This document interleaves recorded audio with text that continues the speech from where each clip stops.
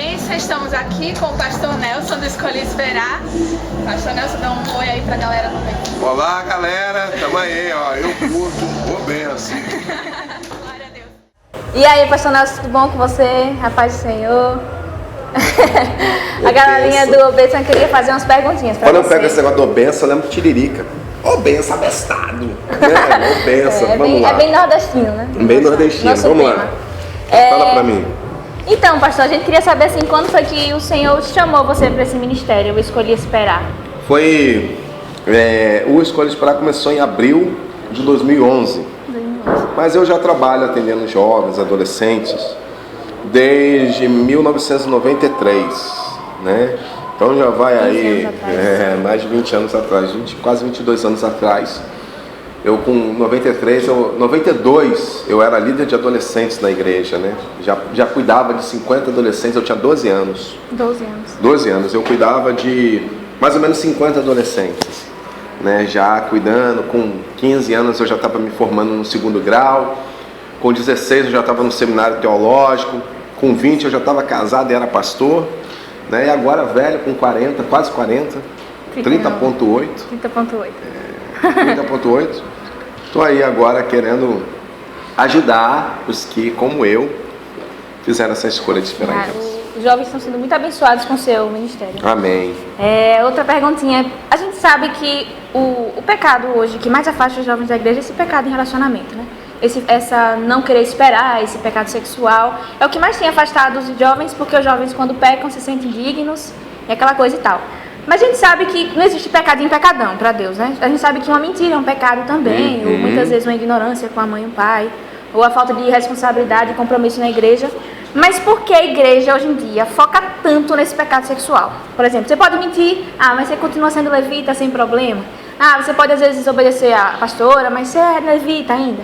Mas você cometeu um pecado sexual, quando chega no ouvido de um líder seu, já era. Você senta no banco, acaba sendo até muitas vezes humilhado na frente de todo mundo. E qual é a sua opinião sobre isso? A minha opinião, na verdade, é a respeito de como a igreja trata essa forma como trata com tanta ênfase, é justamente porque a igreja não ensina sobre isso. E por isso que ela reage com tanta ênfase. Porém, a forma que a igreja trata hoje, na sua grande maioria, eu como líder nessa área discordo plenamente. Eu discordo quando um casal cai em pecado sexual e eles são afastados do que eles fazem. Por quê? Porque isso não trata. A imoralidade sexual não é um problema de caráter. É uma questão mesmo de pureza, de vida interior, de vida com Deus. Então, às vezes, a igreja, ela é punitiva, ela não é corretiva. Então, ela pune botando de banco. E achando que mas vai não corrigir. corrige, exatamente. Então, aí as pessoas acabam cometendo escondido, e a maioria das vezes a gente não fica nem sabendo que as pessoas fazem isso, né? Só quando pega assim muito no flagra mesmo. Mas hoje a maioria dos jovens na igreja, eles têm uma vida sexualmente ativa, né? Mais da metade. Então é muito sério isso. Mas esses números ninguém sabe, porque os jovens não falam, ninguém fala. Mas também não é um problema só de jovem, né? Tem muito relação extraconjugal de pessoas casadas na igreja, né? De homens que traem suas esposas com a amiga do trabalho ou qualquer outra coisa e vice-versa.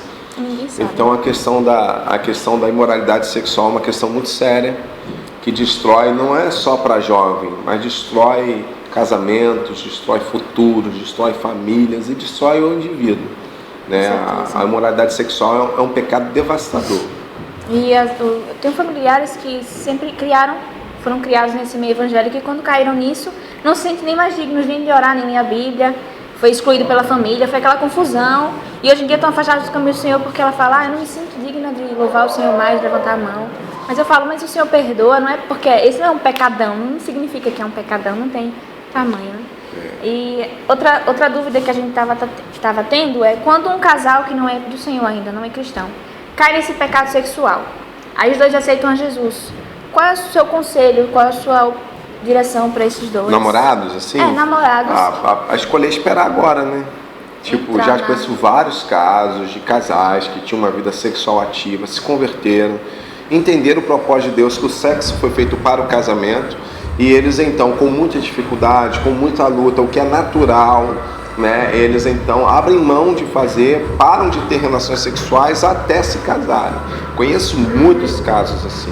Tem um caso, muitos casos. Tem um caso de uma pessoa, por exemplo, vou te dar um caso mais clássico, que é um caso que não foi público, mas a pessoa testemunhou para mim, que foi a Joana Prado e o Vitor Belfort.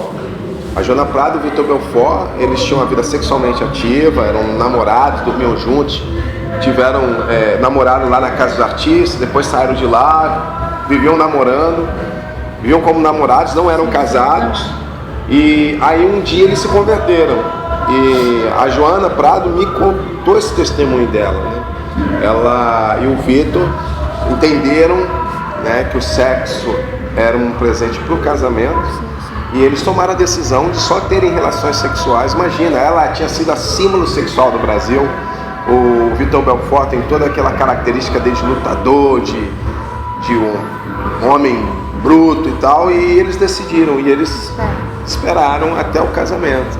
E hoje eles dão testemunhos de como que isso foi uma bênção, como que o relacionamento deles cresceu, melhorou, ao ponto até deles terem se casado, né?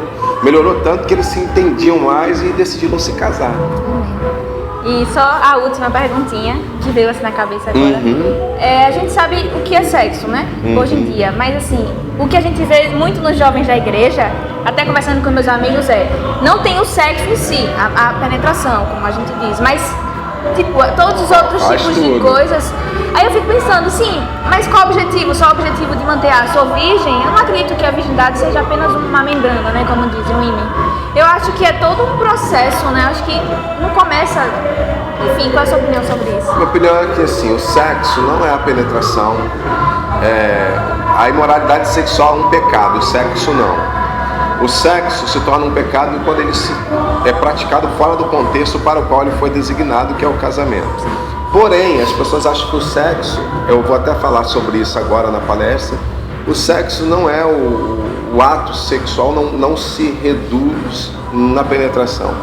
A penetração é a última instância de uma relação sexual, mas não é a primeira, né? A primeira, por exemplo, é o beijo, é uma carícia, se esfregar, qualquer outro estímulo sexual que induz as pessoas a chegarem na última instância.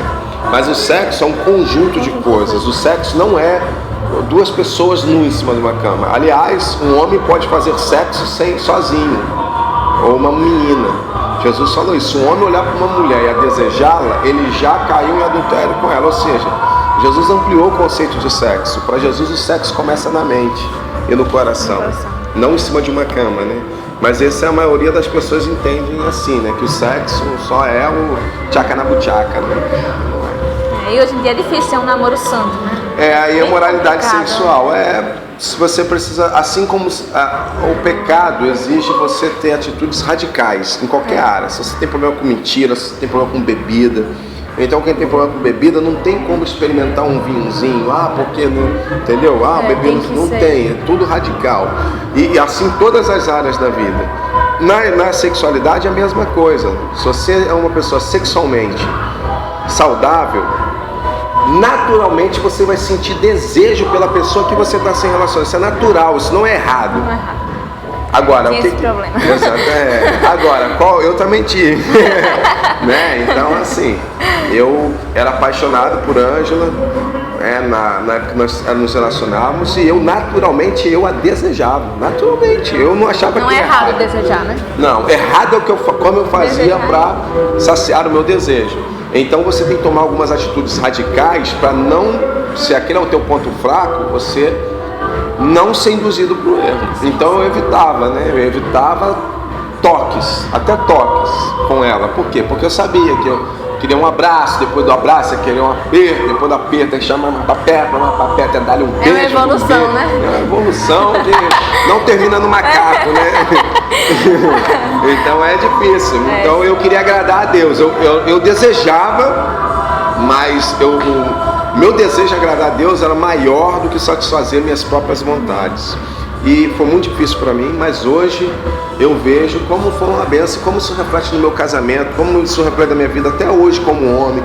Eu vou fazer 40 anos e por causa de por ter vivido essa experiência na minha adolescência de forma pura, hoje eu consigo viver até os meus 40 anos como um homem com um coração puro, assim, tentando, sabe? Fica mais fácil até hoje, porque as tentações estão aí, né? Eu casei, eu sou pastor, mas eu sou homem, né? E tem muita mulher bonita por aí, então a gente tem que vigiar, né? E eu ainda mais no altar, a gente vendo, as mulheres já. E eu continuo sendo homem, cabra macho. Glória a Deus. Né? Mas aí a gente tem que tomar cuidado, né? Então a mesma luta da minha adolescência é a mesma de hoje, eu continuo nas mesmas lutas. Então, obrigada, pastor Nelson. Valeu aí, galerinha. A gente quer que você fale, ô benção!